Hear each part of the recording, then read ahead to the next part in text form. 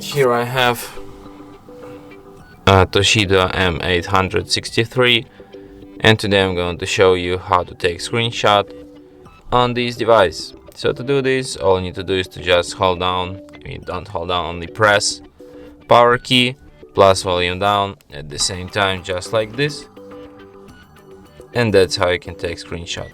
So let me show you once again. Power key, volume down, easily press these both keys, and that's how you can take screenshot. So easily. You can find your screenshots in gallery, in the screenshots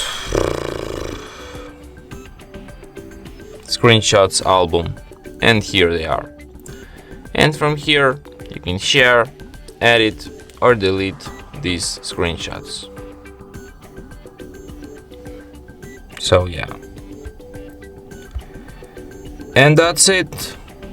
Thanks for watching. If you find this tutorial useful, don't forget to hit that like button and subscribe to our channel.